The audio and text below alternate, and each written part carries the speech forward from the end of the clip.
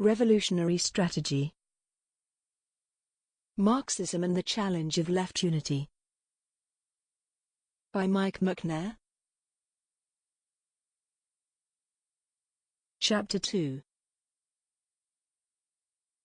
Reform Coalition or Mass Strike. In Chapter 1 I discussed the idea that Marxism itself is a strategy for the emancipation of the working class, through collective action for communism, and for the emancipation of all human beings without distinction of sex or race, i.e. for communism, through the emancipation of the working class. I drew out some corollaries of this strategic concept, on the one hand, rejection of dependence on the existing state, and, on the other, the need for the working class to organize and act internationally before the arrival of the revolution or the socialist millennium. I also discussed the choice made by the socialists of, first, the German SPD and, later, the Second International to prioritize the unity of the movement above all else. I concluded that the diplomatic formulation of the Gotha program and the general principle of unity at all costs had not succeeded in suppressing strategic debate, and the core of the problem of strategy began to be addressed in the debates between the right wing of the movement, the Kurzkein Center, and the leftist advocates of a strategy of the general strike. These tendencies drew on debates which had already begun. The general strike strategy was a variant form of positions which had already been argued by the Bakuninists in the 1870s and were still maintained by anarcho-syndicalists.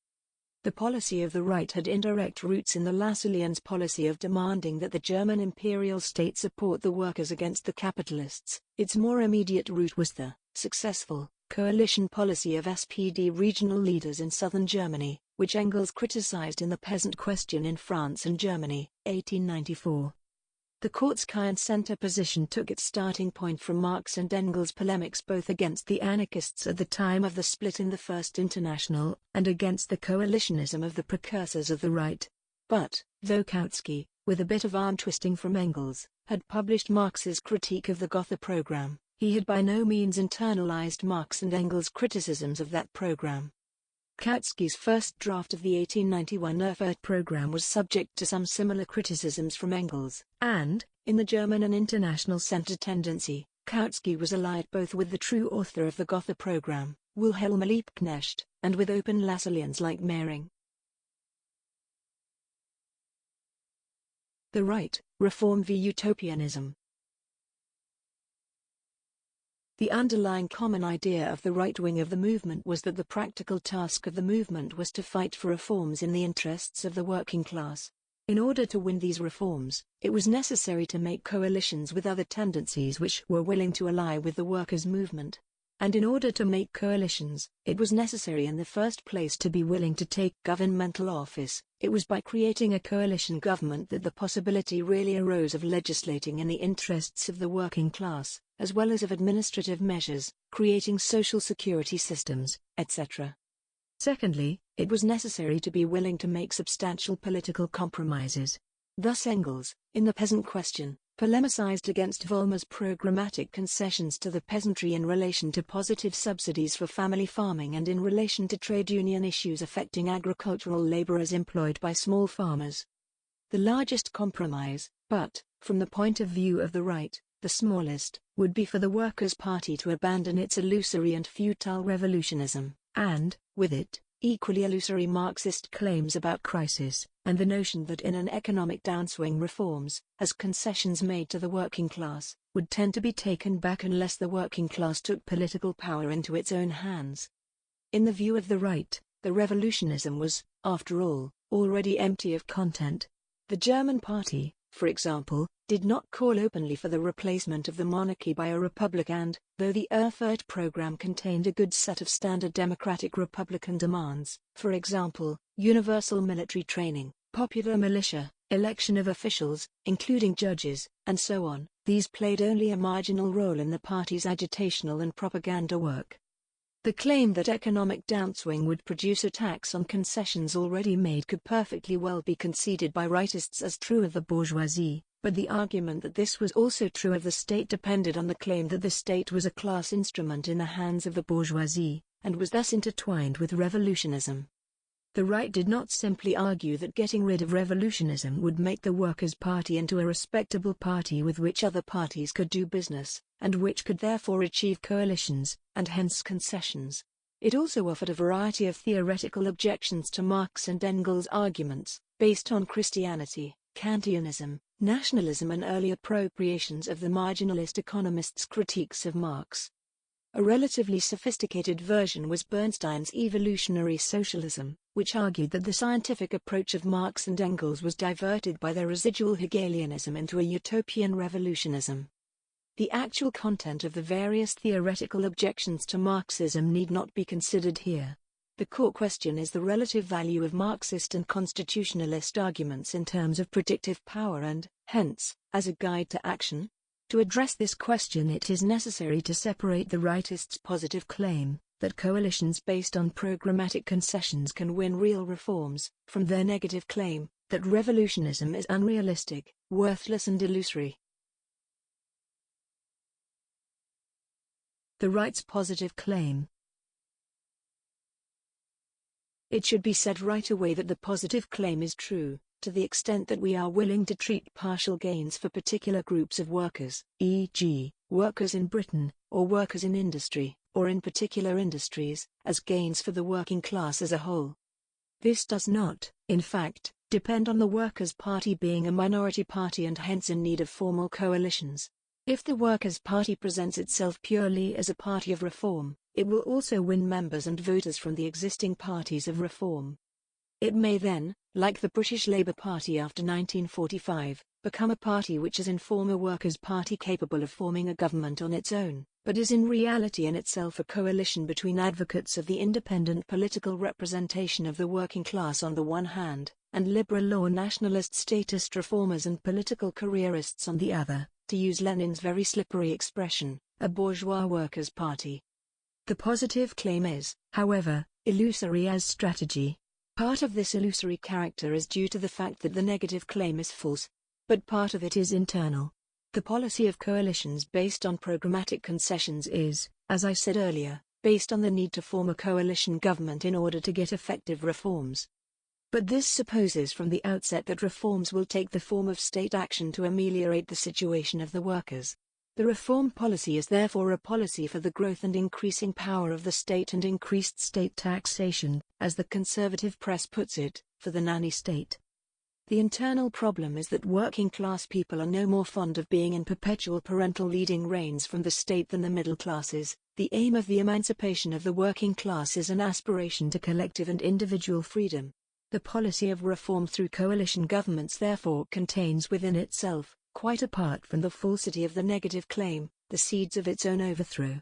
The petty tyrannies of the council house manager, the social services officials, the benefit officials, etc., become the ground of a conservative/liberal reaction against the nanny state among important sections of the working class. This is not merely a British phenomenon, the Thatcher victory in 1979. It was seen in the largest possible scale in the fall of the Stalinist regimes in 1989-91. And it has characterized the French, German and Italian electoral cycles and those of Australia, Canada and the US at least since the 1970s. In the case of the US, the Democrats play the role of the reformists. The right's negative claim.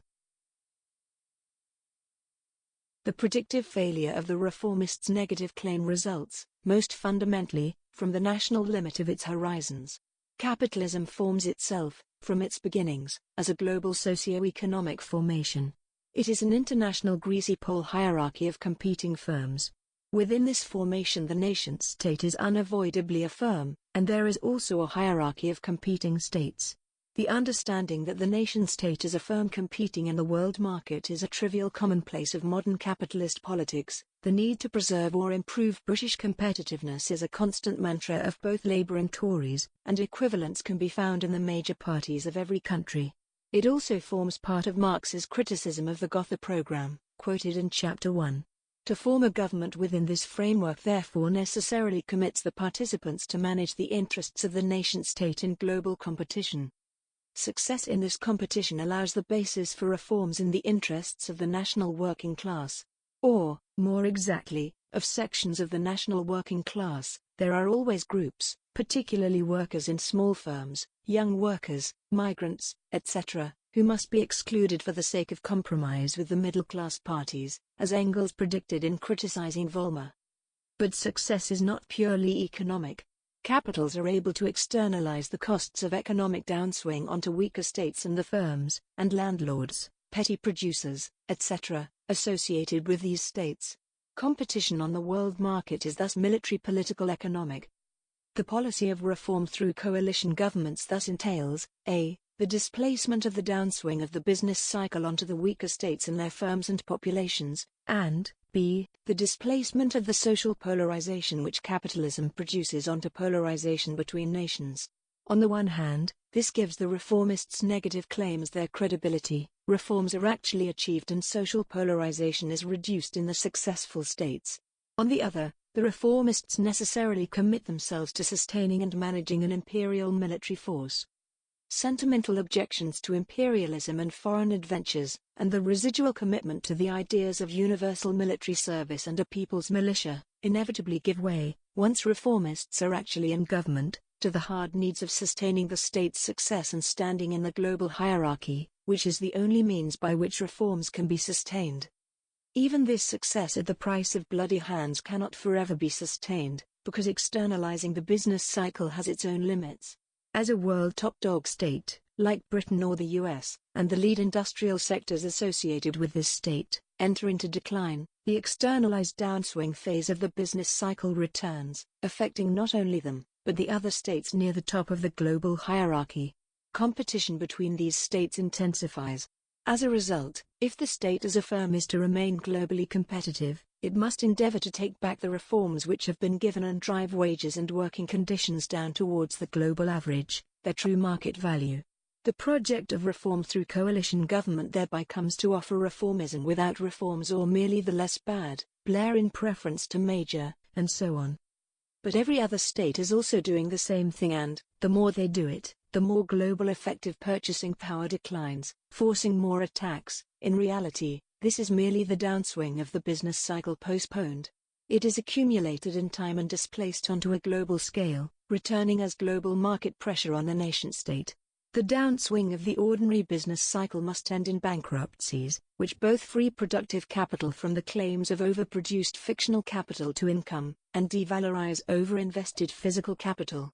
It is the bankruptcies which free up space for a new economic upswing. In the same way, the global downswing must end in the destruction of the global money and property claims of the declining world hegemon state, Britain in 1914-45, the US at some point in this coming century. In its, ultimately futile, efforts to put off this result, the declining world hegemon state must respond by an increased exploitation of its financial claims and its military dominance, as Britain did in the later 19th century, and as the US is doing now. The deferred and transposed business cycle can only overcome this problem by ending in war. At the point of global war between the great powers, the illusory character of the policy of reform through coalition government becomes transparent. All that maintains the reformists a mass fear of the consequences of military defeat, and direct support from the state in the form of repression of their left opponents. Thus both 1914-18 and 1939-45 produced major weakening of the reform policy within the workers' movement and the growth of alternatives. In the event, after 1945 the destruction of British world hegemony enabled a new long phase of growth, and reformism was able to revive. We are now on the road to another collapse of reformist politics, but what is lacking is a strategically plausible alternative. The left, all out for. The alternative offered by the left wing of the Second International was the strategy of the mass strike. The idea was an elementary one. In the first place, the strike weapon had been and remained at the core of the effectiveness of trade union struggles for immediate demands. Secondly, the struggle for the International itself was intimately connected with the struggle for May Day, waged through international one-day strike action, from its founding Congress in 1889. The proposal of the left was that the International could take the political initiative by extending the use of the strike weapon in support of the demands of the minimum program. As the working class was increasingly able to win victories by this weapon, its confidence and political self-assertiveness would grow, culminating, Perhaps, in a general strike which challenged for power, either demanding the transfer of political power to the working class or, in the most Bakuninist form, immediately beginning the creation of the new society out of the free corporation begun in the strike movement. A range of theoretical grounds have been offered for this strategic line, from theoretical anarchist reasonings, through varieties of Hegelian Marxism, to, more recently, interpretations of Trotsky's transitional program. As with the right, the theoretical arguments need not be considered here. Like that of the right, the strategic line of the left involved both a positive predictive claim and a negative one. The negative claim was that the method of electoral struggle and coalitions, or even the effort to build permanent mass workers' organizations, as opposed to ad hoc organizations of mass struggle like strike committees, necessarily led to corruption of the workers' representatives and organizations and the evolution of these organizations into mere forms of capitalist control of the working class. The positive claim was that the method of the strike struggle could be extended and generalized. Experience has something to tell us about the value of these claims. The left's negative claim. The negative claim may, on its face, appear to be amply proved by the experience of the 20th century. It is certainly true of the policy of reform through coalition governments, for the reasons given above. On the experience of the 20th century, it appears to be also true of the Leninist Party, which claimed to escape it. Those communist parties which took power became corrupt apparatuses tyrannizing over the working classes of their countries, and most have ended in a return to capitalism, while most of the official CPs of the capitalist countries have become simple reformist parties of the kind advocated by the right wing of the Second International. The groups to their left have, to the extent that they have attained mass support, gone down the same path and, to the extent that they have not, have in the main become fossilized sects, in either case, characterized internally by the petty dictatorship of the party bureaucracy. The trouble is that if the left's negative claim is taken seriously to simply true, it is self-defeating. If any effort to organize outside strikes leads to corruption, nothing can be done until the masses move into a mass strike wave, because to organize in any other situation would imply the struggle for reforms, including electoral activity, coalitions, and organizational forms which turn out to be corrupt. Unfortunately, however, as we will see in a moment, when a mass strike wave does break out, this in itself immediately poses the questions of government and forms of authority. Under these conditions, the unorganized advocates of the mass strike as an alternative to permanent organization and the struggle for reforms are marginalized by the organized parties. Like the Russian anarchists in the summer and autumn of 1917, the anarchists Anti-Trade Union Confederation in the Spanish Revolution, the Bolivian Trotskyists in 1951 and the Portuguese far left in 1974-76, they will be driven to give support to some contender for governmental power, and lose any political initiative. What I have just said is, in fact, no novelty. It is the substance of Marx and Engels' objection to the Bakuninists' general strike strategy, expressed, among other places, in Engels' The Bakuninists at Work, 1873. The Bakuninists rejected authority, offering, in relation to the First International, an early form of the idea that organizing and fighting for reforms leads to corruption, and advocating a form of general strike strategy. When the revolutionary movement in Spain allowed them to seize power in some localities in 1873, the result of their rejection of authority was alliance with localist forces, leading to an inability to take any coordinated action to resist the counteroffensive of the military clerical right wing against the Republicans. The underlying problem is that authority is, at bottom, merely a means of collective decision-making. To reject authority is therefore to reject collective decision-making and, in the end, render yourself powerless. The existing social structures of authority then reassert themselves. In the end, anarchists have themselves discovered this, in Joe Freeman's famous pamphlet The Tyranny of Structurelessness, 1970. It happens just as much within small anarchist organizations, the existing social structures of authority then being gender and class hierarchy, as in mass workers' parties. The almost uniform failure, by processes of bureaucratization and corruption, of workers' and socialist parties, big and small, tells us that we have not solved the problem of what sort of authority, that is, what sort of mechanisms of decision-making, will serve the interests of the working class. It also tells us that it is absolutely urgent to do so, and that the standard Trotskyist response, originated by Trotsky himself, that the party regime is not a political question, is profoundly false. The party regime is inevitably the image of the sort of regime we are fighting for. But the proposition that the tyranny of structurelessness leads to the reaffirmation of the existing social structures of authority is true not only of groups and parties, but also of mass strike movements and revolutionary crises, as the examples given above show. When we see why this is the case, we will also see why the positive side of the mass strike strategy turns a partial truth into a strategic falsity. The left's positive claim. Let us imagine for a moment a general strike which is both truly general, everyone who works for a wage withdraws their labor, and indefinite, to continue until certain demands are met, happening in a fully capitalist country like Britain. Power supplies are cut off, and with them water supplies in the telephone system. No trains or buses run, and no petrol can be obtained except from small owner-run petrol stations. This soon runs out. The supermarkets are closed, and no deliveries are made to those small owner-run shops that remain open. The hospitals and doctors' surgeries are closed. It should at once be apparent that this cannot continue for more than a few days. If the result is not to be general catastrophe, the workers need not simply to withdraw their labor, but to organize positively to take over the capitalists' facilities and run them in the interests of the working class. A truly all-out indefinite general strike, therefore, immediately demands the effective de facto expropriation of the capitalists. As a result, it at once poses the question, will the state protect the capitalists' property rights? In other words, it poses the question of political power. Now, of course, what the advocates of the mass strike strategy were calling for was not such a truly all-out indefinite general strike called by the political party. The reality of mass strike movements is something a great deal more messy, of the sort described, for Russia, in Luxembourg's the mass strike, but seen since then in many different countries at different times. The political regime falls into crisis. Some spark sets off the mass movement. Rather than a single, planned, truly all-out, indefinite general strike, there is a wave of mass strikes, some protest actions for political demands, some partial struggles for economic demands. They begin to overlap and are accompanied by political radicalization. But a movement of this sort still poses the question of political power, and for exactly the same reasons.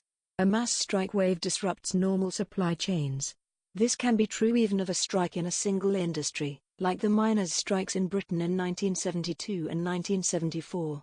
Equally, however, the capitalists' property rights are, from their point of view, not merely rights to things, but rights to the streams of income, i.e., of social surplus product, which can be made to flow from the social relations which ownership of these things represents. The strike is therefore in itself an interference with their property, and a mass strike wave threatens the security of their property. They begin to disinvest, and to press the state for stronger action against strikers. The economy begins to come unraveled. The loss of the normal, capitalist, mechanisms of authority, decision-making, impacts on the broad masses in the form of dislocation and shortages of goods. A strike wave or revolutionary crisis can last longer than a truly all-out indefinite general strike, but it cannot last longer than a period of months, at most a couple of years. In this situation, if the workers' movement does not offer an alternative form of authority, alternative means of decision-making which are capable of running the economy, the existing social structures of authority are necessarily reaffirmed. Either the military moves in, Spain in 1873-74 and 1936, etc., or the reformists, put in power, re-establish capitalist order, Ebert Scheidemann in 1918, everywhere in Europe in the immediate aftermath of World War II, in a much weaker sense, the 1974-79 Wilson-Callaghan government in Britain.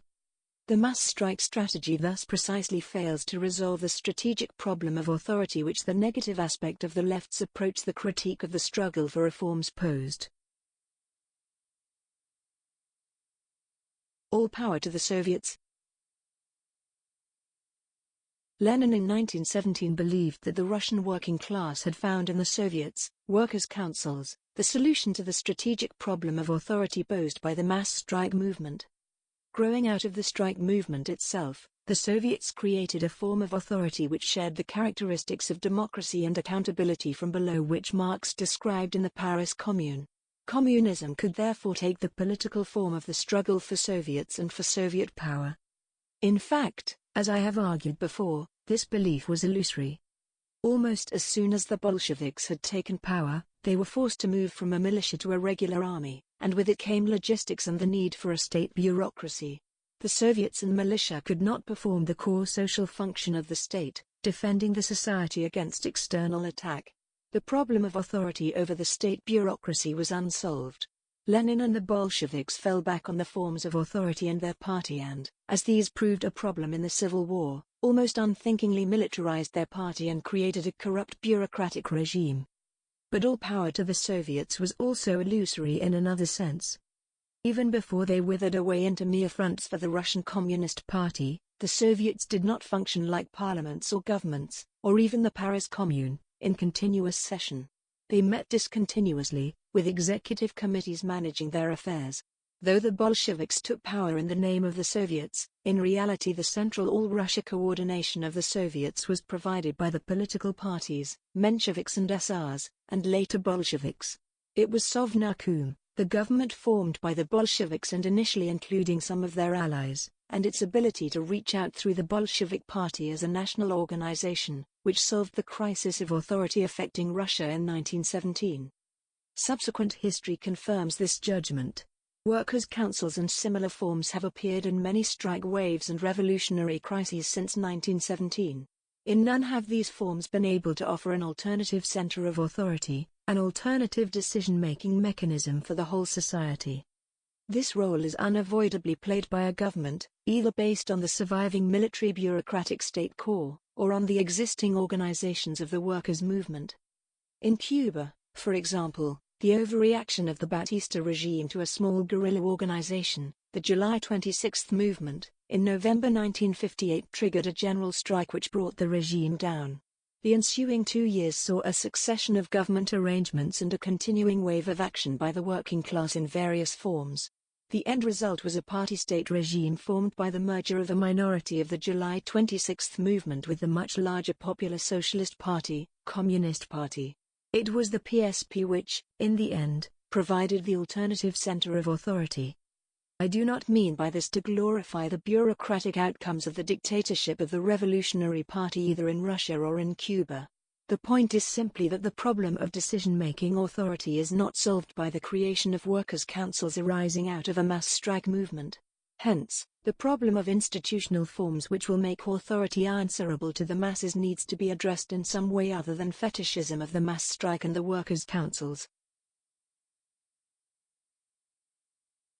Present relevance. The falsity of the line of all power to the Soviets brings us momentarily back to the 2006 debate in the French League. At least some in the League recognized the falsity of their variant of all power to the Soviets, the organs of dual power line of the 10th Congress of the Mandalite Fourth International, or, as LCR authors Artus and Durand put it, the strategy of the insurrectionary general strike. But then the question is, what strategy? Durand offered a version of Eurocommunism, and this was itself a variant of the positions argued by Bernstein and the right wing of the Second International. We have seen in this chapter that this is no strategy either. We should also have seen that the problem with both strategies centers on the questions of government as a central coordinating authority, and the role and structural forms of the bureaucratic coercive state. The right sought to form governments based on the existing state, the left adopted a strategy which, at the end of the day, evaded the whole problem of state authority. In truth, these issues, originally debated between the 1870s and 1900s, are live, unresolved questions in today's politics. In the next chapter we will see what, if anything, the center tendency and the Second International led by Karl Kautsky has to teach us on these issues.